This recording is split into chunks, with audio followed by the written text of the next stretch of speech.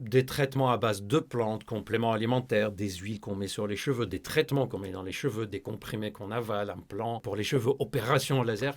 Dans cette vidéo, je vais vous dire toutes les solutions, tous les traitements de l'alopécie ou chute de cheveux. Je vous dirai d'ailleurs à la fin de la vidéo si c'est vrai que le stress associé au fait qu'on mange beaucoup de carottes, ça peut faire chuter les cheveux. C'est pas une blague. C'est vrai. Bonjour tout le monde, bienvenue dans cette nouvelle vidéo, bienvenue sur Charles.co, votre chaîne santé.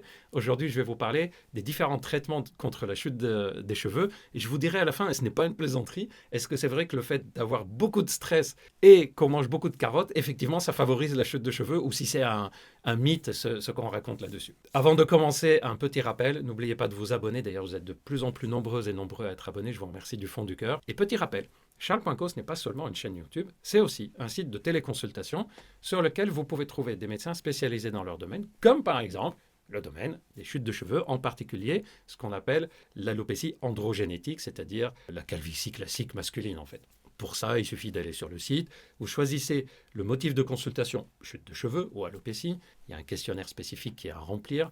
En particulier, ça aidera le médecin à voir quel type d'alopécie vous avez, est-ce qu'il faut faire des examens ou pas. Lors de la consultation, il fait le point avec vous, il vous dira s'il y a des examens et surtout vous dira quel type de traitement serait le plus adapté pour vous et fera le suivi nécessaire puisque dans les traitements, et on va en parler dans la vidéo, il y a souvent un suivi qui est nécessaire. Si vous essayez de vous-même pendant des mois et des mois de vous en sortir et que vous n'y arrivez pas, surtout, vous n'attendez pas plus longtemps et vous demandez l'avis de spécialistes.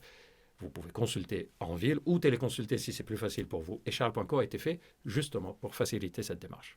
Aujourd'hui, je vais vous parler dans cette vidéo donc des solutions pour les chutes de cheveux. Je vous rappelle très brièvement qu'il y a différents types de chute de cheveux. Il y a la chute de cheveux qu'on appelle androgénétique, c'est la calvitie classique masculine, mais elle existe aussi chez les femmes. Pourquoi on l'appelle androgénétique? Je vous en ai parlé dans la vidéo où j'explique tout ce qu'il y a à savoir sur l'alopécie. C'est parce que c'est en lien avec la dihydrotestostérone, pas la testostérone directement, la DHT, et aussi les récepteurs au niveau du cuir chevelu, et il y a un caractère génétique. Il y a aussi des chutes de cheveux qui sont liées à des infections, des problématiques auto-immunes, comme il y a aussi la pelade, à des cicatrices, etc. Parfois à des maladies hormonales, parfois en lien avec le cycle menstruel chez les femmes, etc. Il y a différents types de chutes de cheveux. Aujourd'hui, je vous parlerai surtout des traitements pour la chute de cheveux androgénétique, l'alopécie classique, mais je vous dirai aussi un tout petit peu pour les traitements de la pelade et pour des traitements liés à des problématiques hormonales féminines. Et promis, à la fin de la vidéo, je vous dirai s'il y a un lien entre l'alimentation et la chute de cheveux, et en particulier le fait de manger beaucoup de carottes, d'être stressé, est-ce que ça, c'est quelque chose qui aggrave la chute de cheveux? Solution numéro 1, les compléments alimentaires et phytothérapie. Ce sont des produits qui sont souvent enrichis en micronutriments, en oligoéléments, en vitamines, en particulier les éléments naturels qui sont connus le plus pour améliorer les chutes de cheveux, c'est kératine, L-cystine, zinc. D'ailleurs, si vous avez déjà regardé la vidéo sur les micronutriments, comment on sait si on manque de micronutriments, je vous ai dit que quand on manque de zinc, on peut avoir une chute de cheveux. Le manque de fer peut aussi donner une chute de cheveux. Ça arrive surtout, par exemple, chez des femmes qui vont avoir des saignements très importants au moment des règles ou à la période de la ménopause, pendant la grossesse, etc. Il y a aussi la vitamine E, qui est souvent mise dans les compléments alimentaires et phytothérapie pour améliorer les cheveux, et différentes vitamines B, avec le sélénium aussi. Et la vitamine A, comme celle qui est présente dans les carottes, on en parle à la fin de la vidéo. Deuxième type de traitement, le minoxidil à application locale. C'est un liquide qu'on applique sur les cheveux, matin et soir idéalement, sinon on met les 2 doses une seule fois par jour. Pour les hommes, c'est dosé à 5%, pour les femmes à 2%. C'est un traitement qui est efficace, qui aide à arrêter la chute des cheveux, à aider aussi légèrement à la repousse des cheveux. Il ne faut pas s'inquiéter que ce soit le minoxidil ou le traitement que je vais vous dire après en comprimé, le finastéride. Il y a au début les 2 premières semaines l'impression qu'on perd encore plus de cheveux. En fait, ce sont les cheveux qui allaient tomber, qui vont tomber de façon accélérée pour permettre aussi le fait que ça commence à être actif et la repousse des cheveux. Le minoxidil donne un effet au bout de 3-6 mois minimum. En général, c'est même 6-9 mois avant de commencer à voir qu'il y a des résultats vraiment satisfaisants. C'est pour ça que quand on l'utilise, on conseille de ne pas le faire juste pendant 1 mois ou 2 puis l'arrêter parce qu'on l'aurait fait un tout petit peu pour rien. Pour information, le minoxidil est uniquement sur prescription médicale. Et attention, il y a des formes qui existent qui sont en comprimé mais qui ne sont pas validées officiellement en France, c'est-à-dire le minoxidil en comprimé n'est pas officiellement autorisé parce qu'il a des effets sur la tension artérielle et la fréquence cardiaque. Donc les données de sécurité ne permettent pas pour le moment de l'utiliser en comprimé, mais uniquement en application locale sur les cheveux. Troisième médicament, le finastéride 1 mg. c'est probablement le comprimé le plus connu, le plus utilisé contre la chute des cheveux. C'est efficace, avec un bon effet sur la repousse des cheveux, sur la limitation de la chute des cheveux. Là aussi, c'est un effet très progressif, 3-6 mois minimum, avant d'observer des réels effets. Et c'est quelque chose qui peut être prolongé. Son efficacité est connue, mais aussi, on craint quelque chose avec, c'est ce qu'on appelle le syndrome post-finastéride, c'est-à-dire que ça peut donner une diminution des taux de DHT, ou plutôt de l'utilisation du DHT dans le corps, ce qui peut donner des symptômes de type baisse de libido, dysfonction érectile, diminution des sensations au niveau de la zone génitale, et même parfois des idées un peu négatives, bizarres, dépressives, etc. Pour éviter au maximum d'avoir ces effets secondaires et pour ne pas les avoir tout court. Sur la plateforme Charles.co, il y a aussi, avec la prescription, une vigilance particulière, puisqu'on sait que la plupart des personnes qui ont eu un syndrome post-finastéride, c'est-à-dire qui ont eu des effets secondaires qui sont installés dans le temps, en fait, c'est des personnes qui ont eu les effets secondaires, qui n'ont pas percuté tout de suite que c'est en lien avec le finastéride et ils ont continué à le prendre.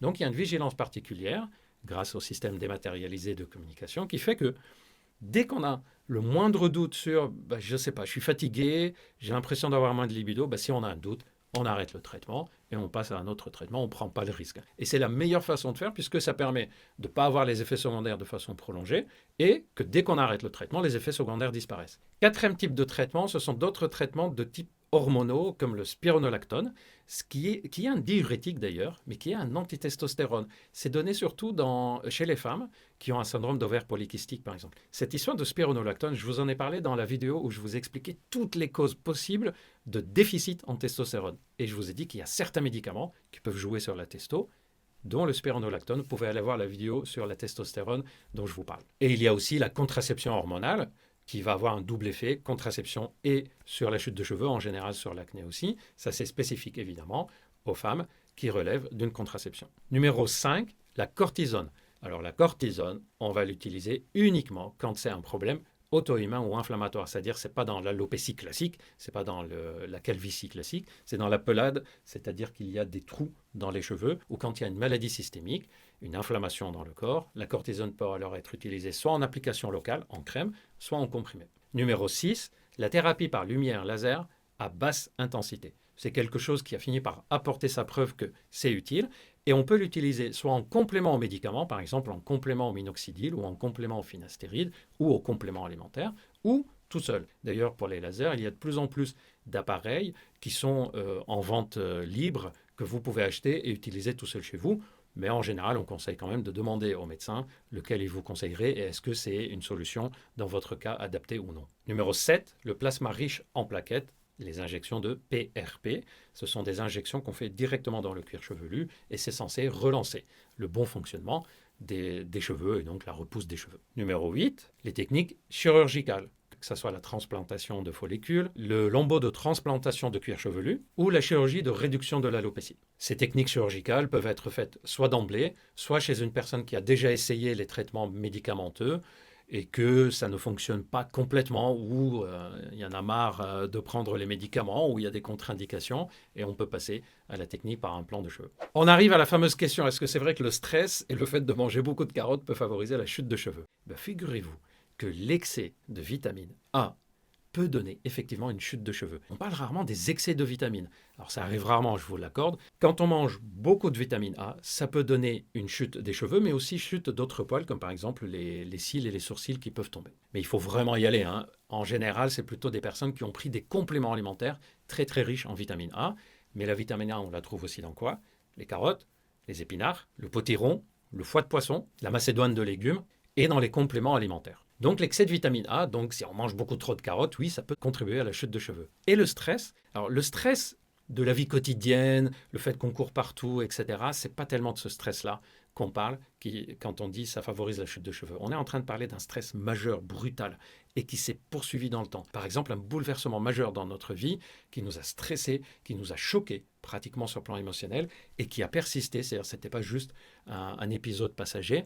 Ça, c'est quelque chose qui peut jouer. D'ailleurs, toutes ces situations de stress très importantes peuvent donner différents types de problèmes de santé, dont la chute de cheveux. Donc effectivement, quelqu'un qui mange beaucoup de carottes et qui a des épisodes de stress très intenses, il y a plus de risques d'avoir une chute de cheveux. Mais rassurez-vous, il faut vraiment manger énormément de vitamine A ou prendre des compléments alimentaires très riches en vitamine A et avoir des véritables épisodes de stress allant jusqu'au choc émotionnel ou des chocs répétés prolongés. Voilà, j'espère que cette vidéo vous a éclairé sur tout ce qui existe comme traitement pour les chutes de cheveux. Si vous avez besoin de savoir si vous êtes concerné ou non, vous pouvez en parler avec un médecin spécialiste ou téléconsulter un des médecins de la plateforme Charles.co qui vous dira s'il y a un traitement qui sera adapté pour vous pour l'alopécie ou non. Moi, je vais vous préparer plein de vidéos sur plein d'autres sujets. Je vous donne donc rendez-vous très bientôt. Prenez bien soin de vous.